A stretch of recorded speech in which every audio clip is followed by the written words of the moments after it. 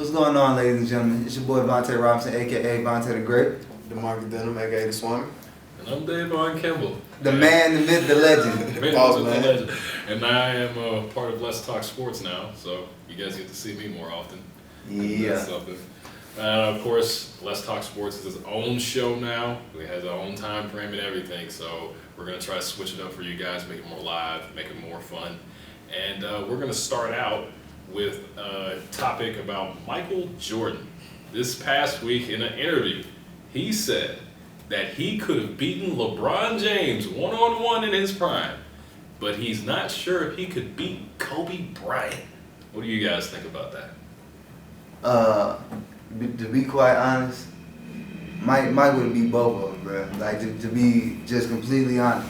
I mean, Kobe, he's right in his own respect. You know, I think LeBron is the greatest right now. But I think, you know, Jordan is still Jordan. Now, there is that little, 5%, like, of me that says, like, Michael Jordan hasn't really encountered anyone like LeBron, though.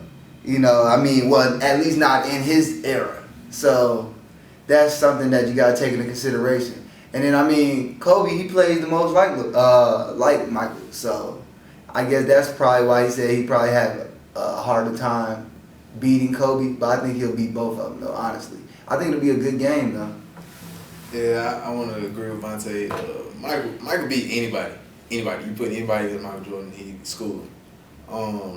Even so, like today, they say at age 49, he beat Michael Kidd Gilchrist at age 19. So, even the age, it doesn't even matter. Like, the skill, talent, and that level of just rawness, it can't be duplicated. Well, I feel as if MJ, if he utters your name in a sentence, you should be honored. So it's his airness. So the big ups to that. And speaking of big ups, we're going to do a little shout out section each and every week. And this week, big ups to Mariano Rivera, the 13-time All-Star from the New York Yankees, 6-time World Series champ, and the MLB career leader in saves at 652. He retired this past week.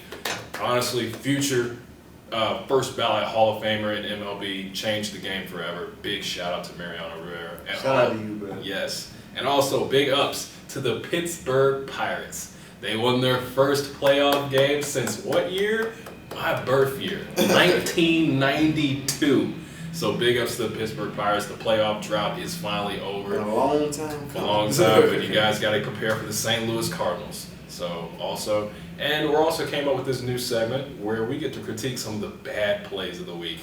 And we basically call it, bruh. Let's do it again. We call it bruh. And this week's bruh moment comes from a punter at the University of South Florida. His punt only went how many yards? 2. Bruh. Come on, dude. And honestly, when you see the camera view, which the footage will be shown, when he kicks it up, the camera stays still the whole time. It just goes up and then it comes down. It doesn't move from another side. So, a very embarrassing punt by that man. You have earned the bruh moment of the week. Yeah, that's something that gets you on the bench. Bruh. That's something that loses you a scholarship. Indeed. And also, big shout out to Ravens wide receiver Torrey Smith. He announced on Instagram, a very unique way on Instagram, that him and his girl is pregnant. And what a way for him to do it by having a can of Prego and putting the words "we're" at the top. We're Prego. I thought it was very cool. Very. Shout out, big ups to Torrey Smith, man. Hope you have a healthy baby. And Time to start eating, bro. The baby on the way. Time to get to it, bro. Time to get to it. And good luck against Miami this Sunday. Yeah. Yes. And also, we also have another creative thing for the week. It's Sign of the Week. This week's sign appeared on Sunday Night Football, Patriots-Falcons, and it showed a tease to Tom Brady. I think you all know about the book Where's Waldo. So there was this photo called Where's Welker? So I thought that was very creative, even though the Patriots did beat the Falcons 30-23. No offense, sorry, Swami. It is what it is. And speaking of the NFL, we're going to go into our NFL Week 4 predictions. So, our Our unanimous picks, Monday Night Football, we're all on the Falcons to beat the Jets. We're all on San Diego to beat Oakland. We're all on St. Louis beating the sorry behind Jacksonville Jaguars. We're all on Kansas City beating Tennessee. Big ups to Jake Locker. We hope you recover for 8 weeks with a hip injury. We're all on Philly. We're all on Cincinnati to beat New England, which is pretty big as well. And Upset alert. And of course, we are all on arguably the most unstoppable offense in all the league, the Denver Broncos, over the Dallas Cowboys. But we clash on a lot of other ones. For the Saints and the Bears, we got Saints, and we both picked Chicago. Why'd you go with the Saints? Cause he beat my Fins, man. Yeah, he beat my Falcons too. I don't want him to win though. We need this division. You know what I mean? He beat my Fins, man. And I mean, Drew Brees is Drew Brees, Sean Payton is Sean Payton, and the bad man Jimmy Graham is Jimmy Graham. You know what I'm saying? Not the bad man Aaron Rodgers, the bad man Jimmy Graham. From where? You. Yeah. You know what I'm saying? Honestly, even if every single Saints receiver is covered, no matter what scheme you put up, Jimmy Graham is going to get the ball. Last week he caught the ball in triple coverage for a touchdown, and that pretty much got the Saints in gear, and they continued to offensive onslaught for the rest of the game once Jimmy Graham got the ball rolling. Honestly, and I'm just counting on Julius Peppers, Peanut Tillman, and that daunting Bears defense and the strength of Soldier Field. Going with Chicago, man. And for Bears defense, for you guys to know, Jimmy Graham leads the league in red zone targets, yards, and touchdowns. For Seattle and Indianapolis, sorry, you guys both picked Seattle, and I picked Indy. Why did you guys pick Seattle? Why did you pick Indy? Why did you pick Indy? Honestly, this is the thing. The reason I picked Indy, because this is not the old Indy team of old. They finally have a solid running back in Trent Richardson. And don't forget, Bradshaw. Yeah, when he comes back. And don't forget, this team beat the San Francisco 49ers. They're kind of the same mold as like Seattle. Close enough. Don't forget that Seattle throttled the San Francisco 49ers. Like, that was a statement game, sir. It was a statement game. How many points did San Francisco score in that game? I think they only scored like 3. 3? That's not a touchdown, is it? I didn't think so. Seattle is not playing games, sir. That defense is nothing to be playing with. Yeah, Cliff Averill, Brandon Brown, Clam Chancellor, Richard Sherman. Now, I'm high on the Colts as well, but it's just, you gotta know when to hold them and when to fold them. You know what I'm saying? For real. So I think Indy might just be in a little over their head. Now I do know that they know how to win football games. So that's one thing. Andrew Luck, he's gutsy. The team itself, they play off of momentum, and faith. So I do think the game will be a lot more interesting, but I just don't really see them pulling it off. And one more game to go. We got Houston at San Francisco. These guys went 49ers. I went for upset alert and picked Houston. So why'd you pick Houston?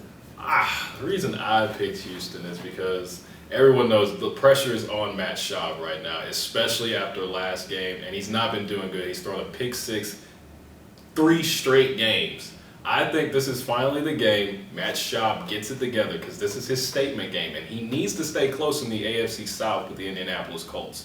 So I think he'll get it together. He may have a turnover, but maybe early in the game, but he'll have it in time just to beat the San Francisco 49ers. The 49ers as your statement game?